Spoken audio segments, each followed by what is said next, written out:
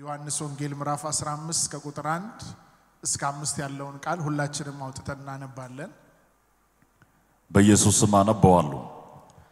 እውነተኛ የወይን ግንድ እኔ ነኝ፣ ገበሬውም አባቴ ነው። ፍሬ የማያፈራውን በእኔ ያለውን ቅርንጫፍ ሁሉ ያስወግደዋል፣ ፍሬ የሚያፈራውንም ሁሉ አብዝቶ እንዲያፈራ ያጠራዋል። እናንተ ስለነገርኳችሁ ቃል አሁን ንጹሃን ናችሁ። በእኔ ኑሩ እኔም በእናንተ። ቅርንጫፍ በወይኑ ግንድ ባይኖር ከራሱ ፍሬ ሊያፈራ እንዳይቻለው እንዲሁ እናንተ ደግሞ በእኔ ባትኖሩ አትችሉም። እኔ የወይን ግንድ ነኝ፣ እናንተም ቅርንጫፎች ናችሁ። ያለ እኔ ምንም ልታደርጉ አትችሉምና በእኔ የሚኖር እኔም በእርሱ እርሱ ብዙ ፍሬ ያፈራል። ጉባኤ አሜን ይበል። ቁጥር 4 እና 5 የመጨረሻ ደግማ አንብብልን። በእኔ ኑሩ እኔም በእናንተ። ቅርንጫፍ በወይኑ ግንድ ባይኖር ከራሱ ፍሬ ሊያፈራ እንዳይቻለው እንዲሁ እናንተ ደግሞ በእኔ ባትኖሩ አትችሉም። እኔ የወይን ግንድ ነኝ፣ እናንተም ቅርንጫፎች ናችሁ። ያለ እኔ ምንም ልታደርጉ አትችሉምና በእኔ የሚኖር እኔም በእርሱ እርሱ ብዙ ፍሬ ያፈራል። ጌታ እንደተናገረው መኖርና ማፍራት ይሁንልን። ሳንቀመጥ ለሁለት ለሶስት ሰው ከግንዱ ጋር ተጣበቅ በሉትና መልእክት ስጡት። ተጣበቂ፣ ከግንዱ ጋር ተጣበቅ። አረፍ በሉ። አሁን ከግንዱ ጋር ተጣበቁ። በዚህ መልእክት ርዕስ ልትወስዱት ትችላላችሁ። ከግንዱ ጋር መጣበቅ በሚል ማለት ነው። ጌታ ኢየሱስ ይባረክ። እስቲ እኔ ቅርንጫፍ ነኝ የሚል ሰው እጁን ከፍ አድርጎ ያሳየ። እኔ ግንድ ነኝ ብሎ የሚያስብ ሰው በራሱ ሁሉን ነገር ማድረግ አቅምና ብርታት ኃይል እንዳለው ያስባል። እኔ ቅርንጫፍ ነኝ ብሎ የሚያስብ ሰው ግን ሁሉ ጊዜ ዲፔንደንት እንደሆነ፣ ሁሉ ጊዜ ከሆነ ነገር ጋር እንደተደገፈ፣ ከሆነ ነገር ጋር እንደተጣበቀ፣ ህይወቱ የመኖሩ ህልውና የህይወቱ እስትንፋስ የህይወቱ መንገድ የሚቀጥለው ከተጣበቀበት ነገር ጋር እንደሆነ ይገባዋል። ለብቻው ምንም ነገር ማድረግ እንደማይችል ያስተውላል። ቅርንጫፍ ሆኖ መሆኑን የተረዳ ሰው ማለት ነው። ቅርንጫፍ ከግንድ ጋር ካልተጣበቀ በስተቀር ህይወት አለው እንዴ? አንድ ቅርንጫፍ በህይወት መኖር የሚችለው ከግንድ ጋር ከተጣበቀ ብቻ ነው። ፍሬ ማፍራትን ተውት። ፍሬ ማፍራቱ ሁለተኛ ነገር ነው። ፍሬ ማፍራት ይቅርና በህይወት መኖር የሚችለው አንድ ቅርንጫፍ ከግንድ ጋር ሲጣበቅ ብቻ ነው። ከግንድ ጋር ካልተጣበቀ አንደኛ በህይወት መኖር አይችልም፣ ሁለተኛ ፍሬ ማፍራት አይችልም። ቅርንጫፍ ቀንጥሳችሁ አምጡ። ቅጠል አይደለም ከነ ቅርንጫፍ። ይሄን አሁን ይሁት ተመልከቱት። ምንድነው ይሄ? አሁን መገለጥ አያስፈልግም። ከሆነ ነገር ጋር የተጣበቀ እንደሆነ እንደነበረ አይምሯችሁ ይስላል አይደል? ይሄ ከሆነ ነገር ጋር ተጣብቆ የነበረ ነው እንጂ ከስር እንደ ችግኝ ግንድ ያለውን ነገር አይደለም ነቅሎ ያመጣው። እውነት ውሸት? አሁን ነብይ መሆን አይጠበቅባችሁም፣ መገለጥ አያስፈልጋችሁም። ይህ ነገር እዚህ ጋር ቁጭ ብሎ ማክሰኞ ስንገናኝ ወይም ከ3 ቀን ከ4 ቀን በኋላ እንደሚደርቅ ነብይ መሆን መገለጥ አያስፈልጋችሁም። እንደሚደርቅ ታውቃላችሁ። እውነት ውሸት? ከ2 ከ3 ቀን በኋላ አይደርቅም። ይሄ ከዛሬ ጀምሮ በቃ መለዘን ይጀምራል፣ ይደርቃል። የፈለገ ብንጸልይ ወይም ደግሞ የፈለገ ተሰባስበን ብር ብናዋጣ የሆነ ነገር ብናደርግ እንደዚሁ እንደተቀመጠ ውሃ ብናጠጣ ይህ ነገር ሊያድግ ይችላል? አይችልም። መረቁ ማይቀር ነው፣ መጠውለጉ ማይቀር ነው። ለምን? ከግንዱ ተላቋል። ከግንዱ ስለተላቀቀ ኢሚዲየትሊ መድረቅ ነው የሚጀምረው። በየቀኑ በየሰከንዱ እየደረቀ መጨረሻ ላይ ከስሞ ነው የምንመለከተው ማለት ነው። ለምንድን ነው የሚደርቀው? ኃይል የሚወስድበትን ምግብ የሚወስድበትን የመኖሩ ህልውና የሚቀጥልበትን ግንድ ስላለያየ ነው። ይህ ቅርንጫፍ መድረቁ የማይቀር ነው። የገባችሁን አባባሌ? የክርስትና ህይወትም ከጌታ ጋር ካልተጣበቅን፣ ከግንዱ ጋር ካልተጣበቅን በየለቱ እየደረቅን በየለቱ እየከሰምን በየለቱ እየጠወለግን የምንሄድበት ህይወት ነው ከግንዱ ከተላቀቀን። ጌታ ኢየሱስ ዮሐንስ ወንጌል ምዕራፍ 15 ቁጥር 1 ላይ ሲናገር እውነተኛ የወይን ግንድ እኔ ነኝ አለ፣ ገበሬውም ወይም አትክልተኛው አባቴ ነው አለ፣ እናንተ ቅርንጫፎች ናችሁ አለ። እናንተ ቅርንጫፎች ናችሁ ሲል ያለኔ ምንም ማድረግ አትችሉም፣ ያለኔ ፍሬ ማፍራት አትችሉም፣ ያለኔ ህይወት የላችሁ መኖር አትችሉም እያለን ያለው። አንድ አማኝ ልክ ግንድ ላይ የተጣበቀ ቅርንጫፍ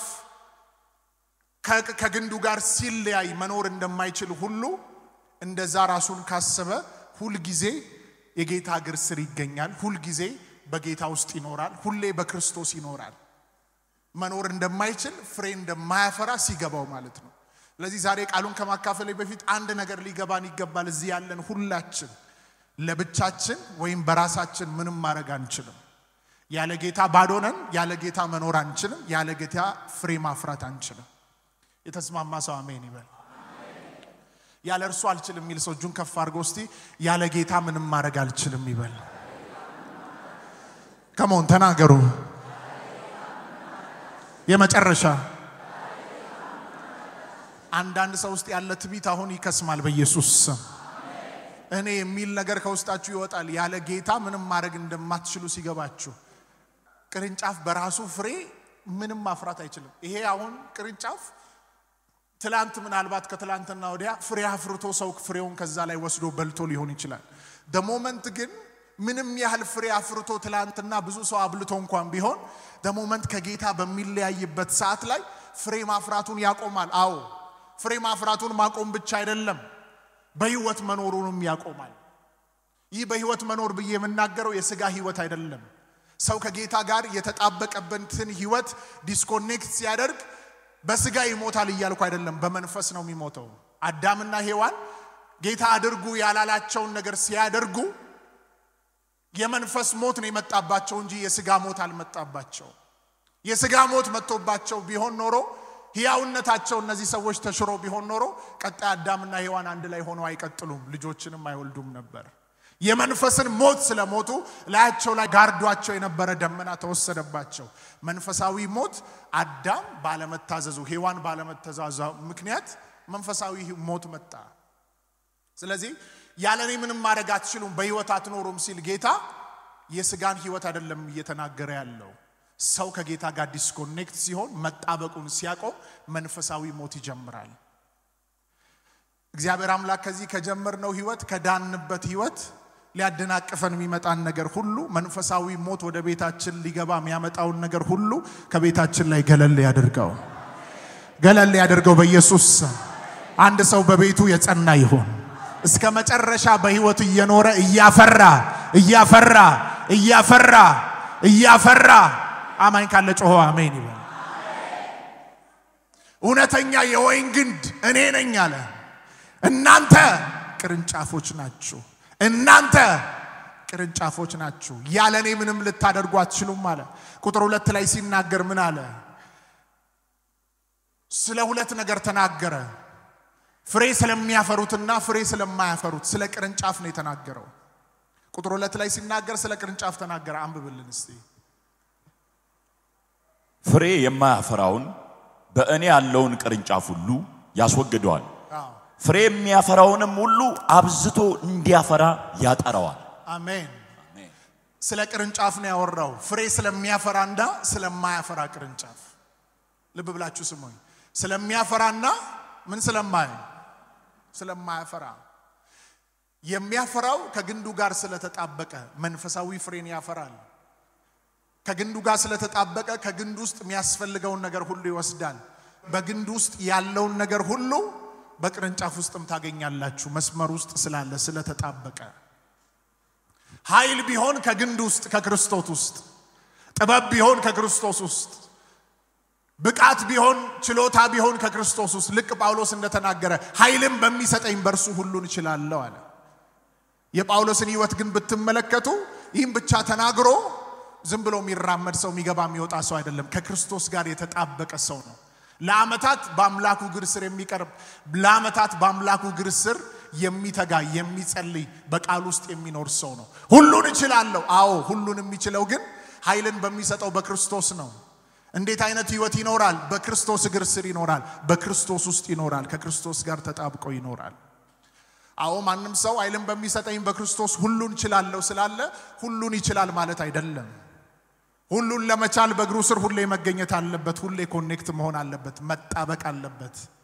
ብዙ ሰው ከግንዱ ጋር አይደለም የተጣበቀው። በዚህ ዘመን ላይ ከግንዱ ጋር ከተጣበቀው በላይ በምድር ካሉ ሲስተሞች ጋር ነው የተጣበቀው። 30 ደቂቃ መጸለይ አይችልም፣ 3 ሰዓት ግን ፊልም ማየት ይችላል። 1 ሰዓት የእግዚአብሔርን ቃል ማንበብ አይችልም፣ ሌላ ነገር ለማድረግ ግን 5 ሰዓት 6 ሰዓት ማድረግ ይችላል። ይህ ሰው ከግንዱ ጋር ከተጣበቀ በላይ ከቃሉ ጋር ከተጣበቀ በላይ ከጸሎት ጋር ከተጣበቀ በላይ ሶሻል ከሆነ ነገር ጋር ምድር ላይ ካለ ሲስተም ጋር ነው የተጣበቀው። ጌታ በእንደዚህ አይነት ህይወት ውስጥ ያላችሁ ዛሬ እጃችሁን ይዞ በኢየሱስ ስም ያውጣችሁ። አሜን። ዛሬ በኢየሱስ ስም እጆቻችሁን ይዞ ያውጣችሁ። አሜን። ለዚህ ነው ጌታችን ሲናገር ማቴዎስ 6 ላይ መጨረሻ ቁጥር ላይ አስቀድማችሁ ጽድቁና መንግስቱን እሹ አለ። ከሁሉ በላይ ፕራዮሪቲ ከሱ ጋር መጣበቅን ጽድቁን መንግስቱን መፈለጉ ላይ ነው መሆን ያለበት የአንድ አማኝ ህይወት። አማኞች ፍሬ ስለማፍራታቸው ሲናገር ገላትያ 5 ላይ ስለ መንፈሳዊ ፍሬ እንዲህ ብሎ ይናገራል። ገላትያ 5 ከ22 እስከ 23 ላይ እንደዚህ ይላል። የመንፈስ ፍሬ ግን ፍቅር፣ ደስታ፣ ሰላም፣ ትዕግስት፣ ቸርነት፣ በጎነት፣ እምነት፣ የዋሃት፣ ራስን መግዛት ነው። ያያችሁ የመንፈስ ፍሬ ትዕግስት፣ ሰላም፣ ፍቅር፣ ራስን መግዛት፣ የዋህነት ሰው ይህንን ፍሬ በህይወቱ ማፍራት የሚችለው አንድ መንፈሳዊ ሰው ይህንን ፍሬ በህይወቱ ማፍራት የሚችለው ከጌታ ጋር ሲጣበቅ ነው፣ ከግንዱ ጋር ሲጣበቅ ነው። ሰላም የሌለበት፣ ፍቅር የሌለበት፣ ራስን መግዛት የሌለበት፣ የዋህነት የሌለበት መንፈሳዊ ህይወት መንፈሳዊ ፍሬ የሌለበት ህይወት ነው። ጌታችን እነዚህ ሁሉ በህይወቱ ላይ ነበሩት። ፍቅር ብትሉ እንደሱ አይነት አፍቃሪ የለም፣ እንደሱ አይነት በፍቅር የተሞላ የለም። ትዕግስት ብትሉ እንደሱ አይነት ታጋሽ የለም። በመስቀል ላይ እሱ የፈጠራቸው ሰዎች እስከሚወጉት እስከሚሰቅሉት ድረስ ታግሶ ተፈጸመ እስከሚል ድረስ በትዕግስት ነው የተመላለሰው። እዛ መስቀል ላይ ሆነው ታውቃላችሁ ደቀ መዛሙርቶቹ እንደዚህ ያስበዋል። እነዚህ ሰዎች አንድ ስፍራ ላይ ወደ አፋፍ ወስደውት ሊገፈትሩት ሲሉ በመካከላቸው አልፎ እንደሄደ ያውቃሉ። ልክ አንድ እርምጃ ቀርቶ ኢየሱስን ሊገሉት ሲሉ አልፏቸው እንደሄደ ያውቃሉ። መስቀልም ላይ ተሰቅሎ የጌታ ኢየሱስ ክርስቶስ ደም እየፈሰሰ ከዛ ላይ ይወርዳሉ ብለው የሚያምኑ ሰዎች አሉ። ለምን ካሁን ከዛ ላይ ወርዶ ኃይሉን ያሳያቸዋል ብለው እየጠበቁ የነበሩ ሰዎች ነበሩ። ነገር ግን ኢየሱስ ክርስቶስ ለመጣበት ዓላማ ታግሶ ነፍሱ ከሱ እስከምትወጣ ተፈጸመ እስከሚል ድረስ ራሱን እዛ ቦታ ላይ በትዕግስት እስከሚሞት ድረስ በትዕግስት ራሱን ገልጧል። ጌታ ኢየሱስ ይባረክ። ሞቶ እንኳን አይሆንም ድንገት የሆነ ነገር ትንፋሹን ደብቆም ይሆናል ብለው ከዛ በኋላ ከሞተ በኋላ እንኳን እኮ ጎኑን ወቅተውታል። ከውስጡ ምን ወጣ ይላል? ደምና ውሃ ወጣ ይላል። አንድ ሰው በትዕግስት በፍቅር በሰላም ራስን በመግዛት በየዋህነት ህይወት መራመድ የሚችለው ከግንዱ ጋር ሲጣበቅ ነው መንፈሳዊ ፍሬን ማፍራት የሚችለው። ጌታ ኢየሱስ ይባረክ። ኤፌሶን 5 ላይ ምን ይላል? ኤፌሶን 5:9 ላይ የብርሃኑ ፍሬ በበጎነትና በጽድቅ በእውነትም ሁሉ ነውና ለጌታ ደስ የሚያሰኘውን እየመረመራችሁ እንደ ብርሃን ልጆች ተመላለሱ። ይኸውላችሁ የጨለማም ፍሬ አለ፣ የብርሃንም ፍሬ አለ። እኛ ኮኔክት የሆነው የተጣበቅ ነው ከብርሃናት አባት የዓለም ብርሃን ከሆነው ጌታ ጋር ነው። አሜን። አንድ አማኝ ካለ ጮሆ አሜን ይበል። አሜን። የብርሃኑ ፍሬ አለ ከብርሃኑ ዓለም ጋር ኮኔክት የሆኑት የሚያፈሩት በጎነትን ጽድቅን። ጌታ ኢየሱስ ይባረክ። አሜን። ከሱ ጋር ያልተጣበቀ ግን ፍሬ ማፍራት አይችልም። በመሳሳይ ፊልጵስዩስ 1 ላይ ይናገራል የእግዚአብሔር ቃል። ፊልጵስዩስ ምዕራፍ 1 ቁጥር 11 ላይ ጌታ ኢየሱስ ክርስቶስ ማቴዎስ 7:16 እስከ 20 ላይ ስለ መልካም ፍሬ ተናግሯል። እንግዲህ በለስ ኩርንችትን ወይንም ደግሞ ክፉ ፍሬ ያለው ክፉ ዛፍ የሆነ መልካምን ፍሬ ማፍራት አይችልም ብሏል። ከክፉ ግንድ ጋር የተጣበቀ ክፉ ግንድ የሆነ ክፉን ፍሬ ነው የሚያፈራው እንጂ መልካምን ፍሬ ሊያፈራ አይችልም። እኛ የተጣበቅ ነው ከመልካምነት አባት የመልካምነት ምንጭ ከሆነው ከጌታችን ጋር ነው የተጣበቅ ነው። አሜን። እኛ ግን ምኖች ነን? ዛሬ ሊገባን የሚገባው አይምሯችን ላይ ቅርንጫፎች ነን። ባይዘዌ የሚጸልይ ሰው በጌታ እግር ስር ሁሌ የሚቀርብ ሰው ምን የገባው ሰው ነው መሰላችሁ? በራሱ ደካማ እንደሆነ በራሱ ምንም ማድረግ እንደማይችል የገባው ሰው ነው ሁሌ ጌታ እግር ስር የሚገኘው።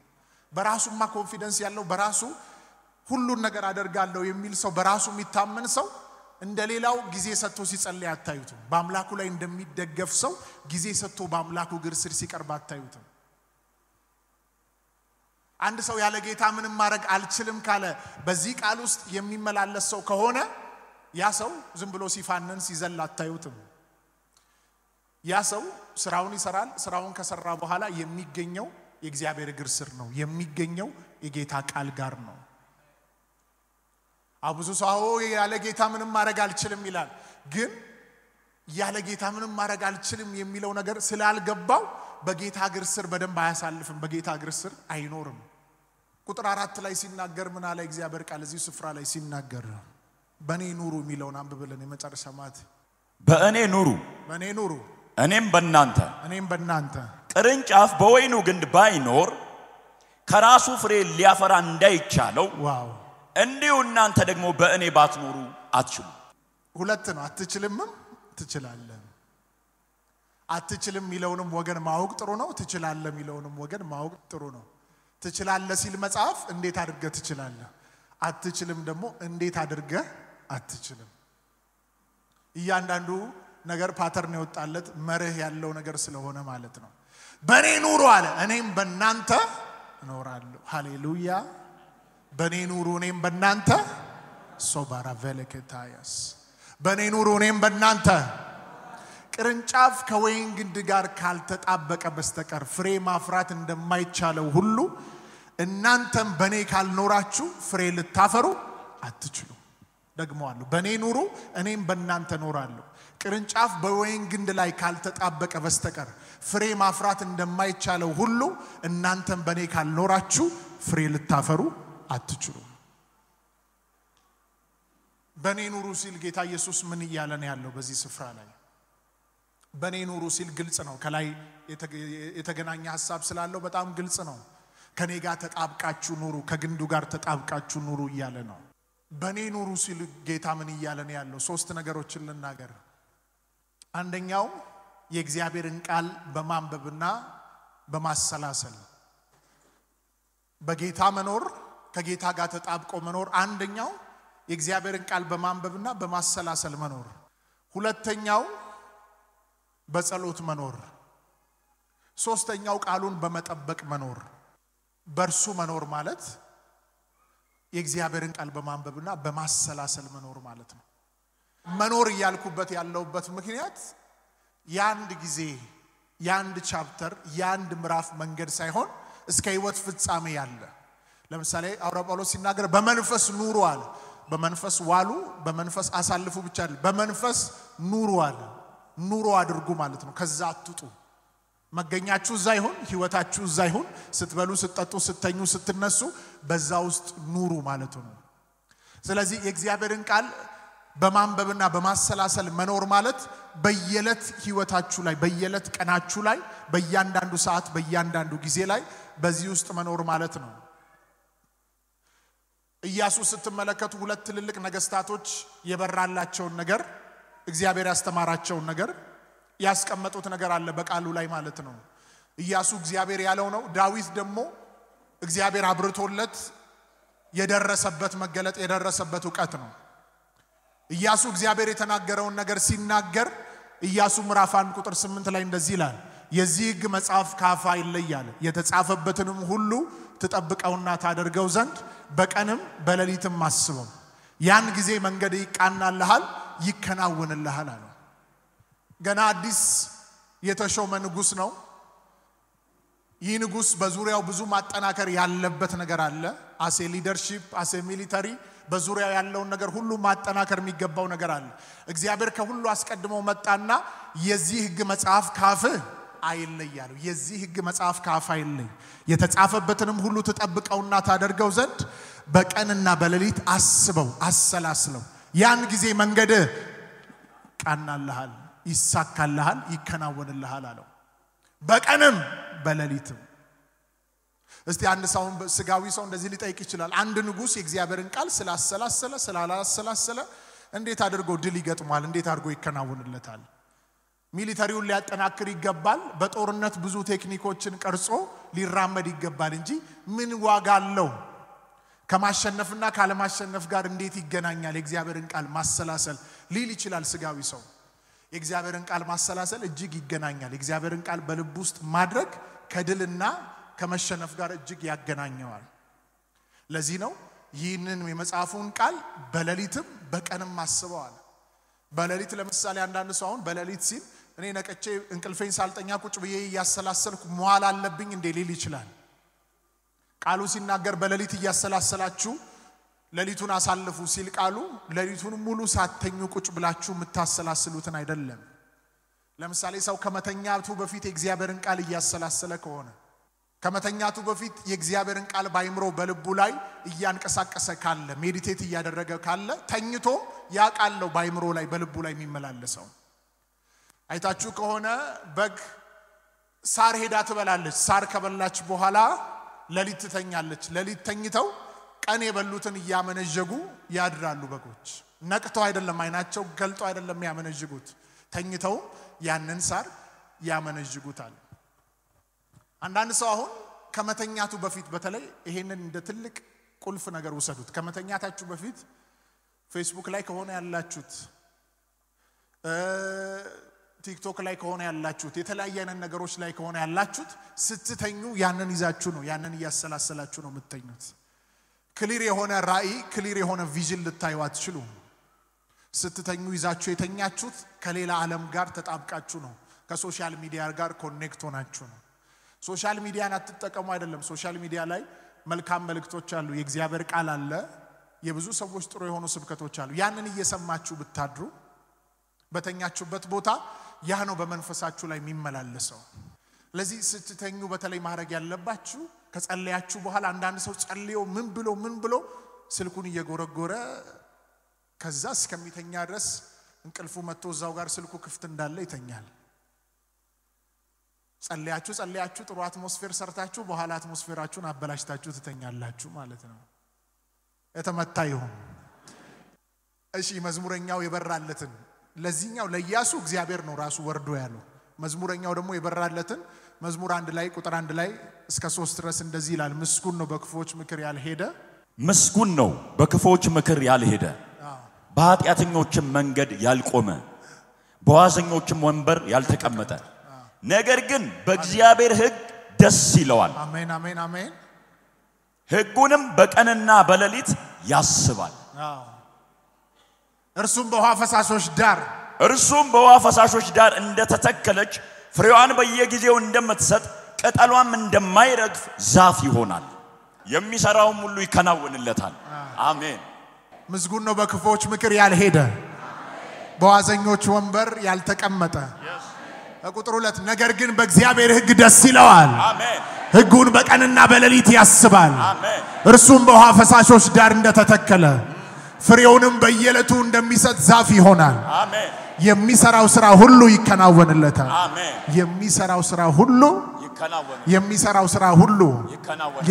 ስራ ሁሉ እስቲ ይከናወንልኛል በሉ መንፈሳዊ ዓለም አውጃችሁ ምትወርሱት አለ ከማወጃችሁ በላይ ግን መሰረት ያለው ቃሉ እንደሚለው ስትኖሩ ትሆኑታላችሁ ቃሉ እንደሚላችሁ የሚሰራው ስራ ሁሉ ይከናወንለታል ሲል የእግዚአብሔርን ቃል ያሰላሰልክ የእግዚአብሔርን ቃል ሜዲቴት ያደረክ የምትሰራው ስራ ውጊያ ሊኖርበት ይችላል አመት ሊፈጅ ይችላል ወራት ሊፈጅ ቀናት ሊፈጅ ይችላል የምትሰራው ስራ ሁሉ ግን ይከናወናል አሜን የምትሰሪው ስራ ሁሉ ይከናወናል አሜን ሃሌሉያ አሜን የእግዚአብሔርን ቃል ማንበብና ማሰላሰል ፍሬ ማፍራት የምትፈልጉ እስቲ እጃችሁን አሳዩ ሁላችንም አንደኞች ነን እጃችንን ከፍ አውርዱ እሺ ተባረኩ እንፈልጋለን ግን ደግሞ አንዳንዴ በጣም የሚገርመኝ ነገር የለበስነው ስጋ ዋጋ እንድንከፍል ስለማይፈልግ ይታገላል ብዙ ጊዜ አንድ ሰው መቀባት ይፈልጋል በልዩ ነገር ቆሞ የጌታን ሥራ መስራት ማገልገል ይፈልጋል መጸለይ ግን እግዚአብሔርን ቃል ማሳለፍ አይፈልግም ፍሬያማ መሆን እንፈልጋለን ፍሬያማ ለመሆን ደግሞ ልክ ከቤታችን ወተን እዚህ መምጣት ፈልገን እዚህ እንደመጣን ሁሉ መንፈሳዊ ዓለም ላይ ፍሬያማ ለመሆን ደግሞ መክፈል ያለብን ዋጋ አለ መንቀሳቀስ መራመድ አለብን ከቃሉ ጋር ጊዜ ማሳለፍ አለብን ቃሉን ማሰላሰል አለብን ኢዮብ 22 ላይ እግዚአብሔር ቃል ሲናገር እንደዚህ ይላል ካፉ ሕጉን ተቀበል ይላል በልብህም ቃሉን አኑረው ይላል ካፉ ሕጉን ተቀበል በልብህም ቃሉን አኑረው ኢዮብ 22 ላይ ሲናገር የእግዚአብሔር አፍ የእግዚአብሔር ቃል ነው ደግሞአል የእግዚአብሔር አፍ የእግዚአብሔር ቃል ነው ካፉ ሕጉን ተቀበል በልብህም ቃሉን አኑረው የእግዚአብሔር ቃል መስራት የሚችልበት ቦታ ተገልጦ ድንቅን ምልክትን የሰውን ህይወት መቀየር የሚችልበት ቦታ ልብ ውስጥ ሲገባ ነው ካፉ ሕጉን ተቀበል በልብህም ቃሉን አኑረው የእግዚአብሔርን ቃል በልቡ ሰው ካላኖረ በስተቀር በልቡ ካላደረገ በስተቀር የእግዚአብሔር ቃል በህይወቱ ላይ ተገልጦ ሊሰራ አይችልም አማኝ ህይወት ፍሬያማ እንዲሆን ካፉ ሕጉን ተቀብሎ በልቡ ውስጥ ቃሉን ማኖር ያስፈልገዋል ይህ የእግዚአብሔር ቃል ራስጌ ስለተደረገ ትራስ ስር ስለተደረገ ሼልፍ ላይ ስለተደረደረ የእግዚአብሔር ቃል ይሰራል ማለት አይደለም የእግዚአብሔር ቃል በአማኞች ህይወት ውስጥ ተገልጦ የሚሰራው ይህንን ቃል ሲያነቡት በልባቸው ውስጥ ሲያኖሩት ነው ካፉ ሕጉን ሲቀበሉ በልባቸው ውስጥም ቃሉን ሲያኖሩት ነው ኢየሱስ ክርስቶስ የሰይጣንን ፈተና የዲያብሎስን ሽንገላ ያሸነፈው ቃሉ በልቡ ላይ ስለነበረ ለሚመጣለት ፈተና ሁሉ እንደ ቃሉ ይመልሳል ማንንም መናገር ያለበት እንደ እግዚአብሔር ቃል ይናገር እንደሚል የሚመጣበትን ፈተና ሁሉ እንደ እግዚአብሔር ቃል ይመልስ ነበር ስለዚህ መንፈሳዊ ፍሬ ለማፍራት በርሱ ለመኖር የእግዚአብሔርን ቃል ማንበብ የእግዚአብሔርን ቃል ማሰላሰል ትልቅ የሆነ መሰረት ነው ሁለተኛ በጸሎት መኖር ነው መኖር ሚለው ኑሮ ሚለው ነገር እስከ መጨረሻ ማለት ነው በጸሎት መኖር ጌታ ኢየሱስ አገልግሎቱን በጸሎት ጀመረ አገልግሎቱን በጸሎት ፈጸመ የሚያደርጉትን አያውቁምና ይቅር በላቸው ሲል ኮኔክት ሆኖ ነው ሁሉ ነገር እኮ ከአባቱ ጋር ነው የሚያወራው በዛ በደብረ ዘይት ተራራ በአትክልቱ ስፍራ በጌተሰማኒ ጌታ ኢየሱስ ክርስቶስ ደቀ መዛሙርቱ ተኝተው ያለ እሱ ግን እየተከዘና እያዘነ እየተጨነቀ ይጸልይ ነበር ተጨንቆ ምን ያደርግ ነበር ይጸልይ ነበር ያኔ መስቀል መንገድ የመከራውን መንገድ እየሄደ ይጸልይ ነበር መስቀል ላይም ተንጠልጥሎ ይጸልይ ነበር ገና ሳይጀምርም ብትወድጂ ጽዋ ከኔ ትለፍ የኔ ፍቃድ ሳይሆን ያንተ ፍቃድ ትሁን ይያለ ይጸልይ ነበር መስቀል ላይም ሆኖ ጌታችን ሰማይና ምድርን የፈጠረ የሁላችን አምላክ ቃል የሆነ ስጋን ለብሶ በእኛ መሃል ያደረው ጌታ ሰውን ሁሉ የፈጠረ ጌታ ለኔና ለናንተ ኃጢያት ሲል ታግሶ መንፈሳዊ ፍሬውን ታያላችሁ እዚህ ጋር ታግሶ ለፍቅር ሲል እሱ ምንም በደል ሳይገኝበት ለኛ ሲል ሲተፉበት ሲገርፉት ሲያንገላቱት ሲመቱት ዝም ይያለ እንደ በግ ሊታረድ በቀረበ ሰዓት እንኳን ምንም ሳይናገር በመስቀል ላይ ከማውጣታቸው በፊት መሬት ላይ እጁን ዘርግተው በሚስማር ሲመቱት ከመጮ ውጪ ከመጸለይ ውጪ ዝም ይያለ ሌሎች ከሩቅ ሆነው ሲመለከቱ ትላንትና ጠላት ካመጣበት ነገር አምልጧል የብዙ ሰዎችን አይን አብርቷል የሞተን አስነስቷል አው የሞተውን ያስነሳ ጌታ እሱ እንዲሞት እጁንና እግሩን በሚስማር እየመቱት እየተመታም በመስቀል ላይ ተሰቅሎም ጎኑ እየተወጋም ከአምላኩ ጋር ህብረት እያደረገ እየጸለየ ነበር ከአምላኩ ጋር ምን እያደረገ ነበር አገልግሎቱን ጀምሮ እስከሚጨርስ ምን እያደረገ ነበር ለዚህ ነው ሉቃስ ወንጌል ምዕራፍ 18 ቁጥር 1 ላይ ሲናገር ዘውትር ጸልዩ አለ ሳታክቱ ዘውትር ጸልዩ ደግሞአል ሳታክቱ ዘውትር ጸልዩ በሉ ሉቃስ 18 1 ላይ አንደኛ ተሰሎንቄ ምዕራፍ 5 ቁጥር 16ም ላይ በሁሉ አመስግኑ አለ ሳታቋርጡ ጸልዩ ሁሉ ጊዜ ደስ ይበላችሁ አለ ሳታቋርጡ ምን በሉ አለ ጳውሎስ ጸልዩ በርሱ መኖር በጸሎት ውስጥ መኖር ነው በጸሎት ስንኖር ሁሌ ከግንዱ ጋር እንጣበቃለን ዘውትር ጸልዩ መጽሐፋችን ኤፌሶን 6 ከ18 ጀምሮ ሲናገር በጸሎትና በልመና ዘውትር በመንፈስ ጸልዩ አለ ሐዋርያው ጳውሎስም ጌታ ኢየሱስ ክርስቶስም ዘውትር የሚሉት ነገር አለ ዘውትር ሳታቋርጡ ዘውትር ጸሎት የሁል ጊዜ ህይወት ያማኝ ላይፍ ስታይል ነው እንጂ አንድ ጊዜ ገብተንበት ምን ወጣበት አይደለም ዘውትር በመንፈስ እንድንጸልይ መጽሐፍ ይናገራል ዘውትር በመንፈስ ጸልዩ ሲል ሁሉ ጊዜ ተንበርክካችሁ ዋሉ አይደለም አው ተንበርክከን ምን ጸልየው ጸሎት አለ ስራ ቦታ ሆነን ከጌታ ጋር ህብረት ያያረገን የምንጸልየው ጸሎት አለ በዝማሬ በመንፈሳዊ ቅኔ በልባችን ለጌታ እየተቀኘን እየዘመረን ከጌታ ጋር ያወራን ኢየሱስ አመሰግንሃለሁ እያልን እንድንመላለስ አምላካችን ይፈልጋል። ጌታ ኢየሱስ ይባረክ። ለትንሹም ለትልቁም ነገር ጌታ ያስፈልገናል። አሜን ነው። አንዳንድ ጊዜ በህይወታችሁ ይሁን አስቸኳይ ጉዳይ እንኳን መጥቶ ኑ ችግር የለም ሳትጸልዩ ውጣ ችግር የለም ብሏችሁ ሰው ይዟችሁ ሊወጣ ይችላል። አደጋ አለው በህይወታችሁ ላይ። ገና ጧት እንደተነሳችሁ ማንንም ከማውራታችሁ በፊት አምላካችሁን ነው ልታወሩ የሚገባው። ከአምላካችሁ ጋር ነው ህብረት ልታረጉ የሚገባው። መጨረሻም መጀመሪያም የቀናችሁ መጀመሪያም መጨረሻም ላይ አምላካችሁን ነው ልታወሩ የሚገባው። ሶስተኛ ቃሉን መጠበቅ። የማንን ቃል መጠበቅ? ቃሉን ምን ማድረግ?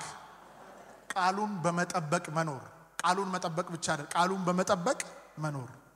የእግዚአብሔርን ቃል በማንበብ በማሰላሰል መኖር፣ በጸሎት መኖር፣ ቃሉን በመጠበቅ መኖር። ዮሐንስ ወንጌል ምዕራፍ 14 ቁጥር 23 ላይ እግዚአብሔር ቃል ሲናገር እንደዚህ ይላል።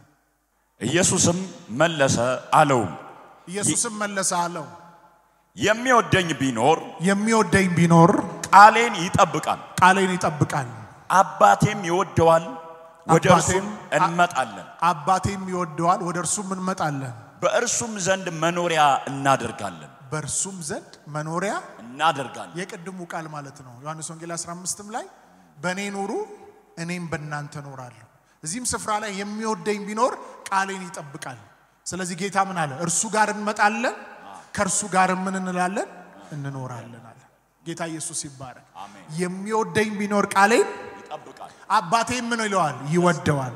እርሱ ጋር ምን እንመጣለን በርሱ ዘንድ መኖሪያ እናደርጋለን።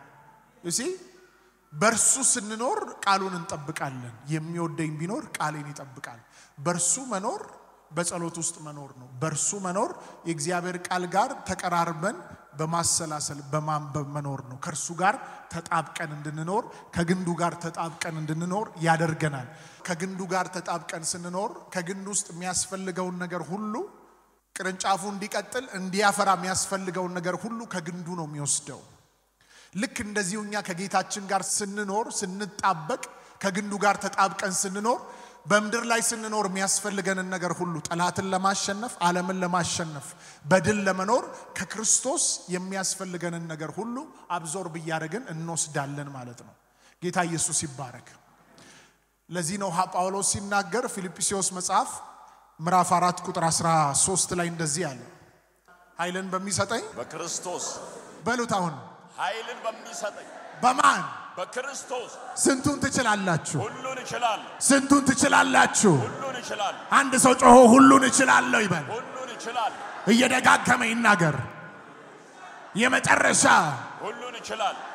ይህ የሚያሳየው ኮኔክትድ የሆነ ህይወት ዲፔንደንት ሆኖ ኦን ክራይስት ከክርስቶስ ጋር ተጣብቆ የሚኖርን ህይወት ያሳያል። በዚህ ቃል ውስጥ ተጣብቆ ኮኔክትድ ሆኖ የሚኖርን ህይወት ያሳያል። የጳውሎስ ህይወት ተጣብቆ ነው ሲኖር የነበረው። ስለዚህ ምን አለ? ኃይልን በሚሰጠኝ በክርስቶስ ሁሉን ይችላል። ስለተጣበቀ ኃይል የሚያገኘው ከግንድ ውስጥ ነው ከክርስቶስ ውስጥ ነው። በዛ ኃይል ደግሞ ሁሉን ይችላል።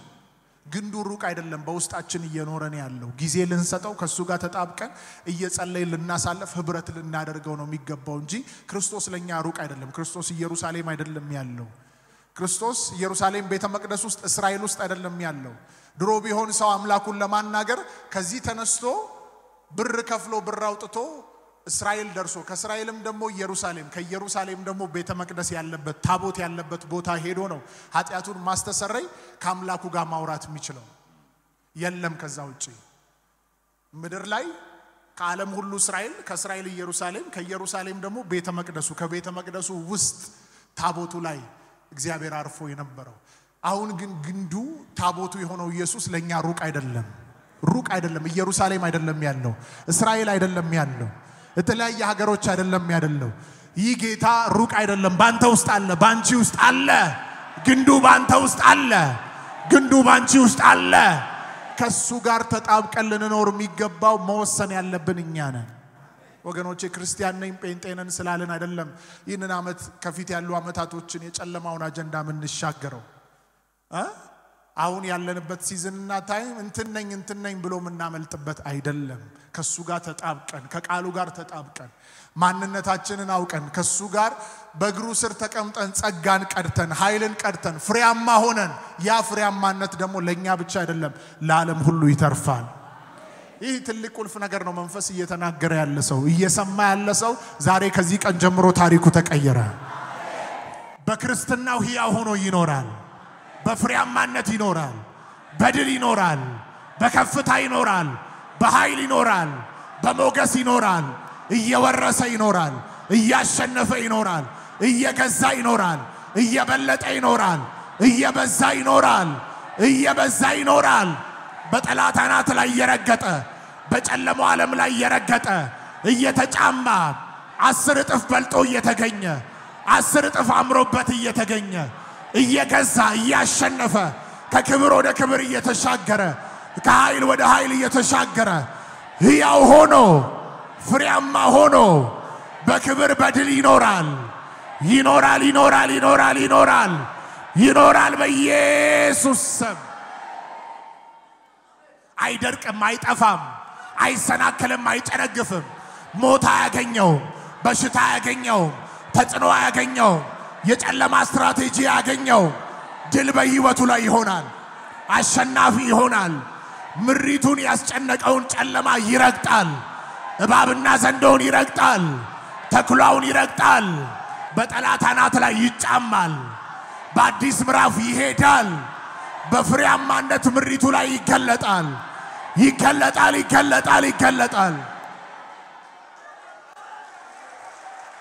ስሙኝ በሚመጣው ዘመን ይላል ያዕቆብ ስር ይሰዳል እስራኤልም ያብባል ይጨበጭብማል ፍሬው ምድርን ሁሉ ይሞላል ይላል በጌታ በኢየሱስ ስም በዚህ ከፊት ባላችሁ አመታት ወራቶች ላይ ከፊት ባላችሁ ዘመን ላይ በመንፈስ ቅዱስ ኃይል ከጌታ ጋር ተጣብቃችሁ ከግንዱ ጋር ተጣብቃችሁ ከክብር ወደ ሌላ ክብር ከክብር ወደ ሌላ ክብር ከኃይል ወደ ሌላ ኃይል ከጸጋ ወደ ሌላ ጸጋ ከከፍታ ወደ ሌላ ከፍታ ትሻገራላችሁ ትሻገራላችሁ ትወርሳላችሁ እንጂ አትወረሱ ትገዛላችሁ እንጂ አትገዙ ታሸንፋላችሁ እንጂ አትሸነፉ ትበልጣላችሁ እንጂ አትበለጡ አንድ ሰው ጮሆ አሜን አሜን ይበል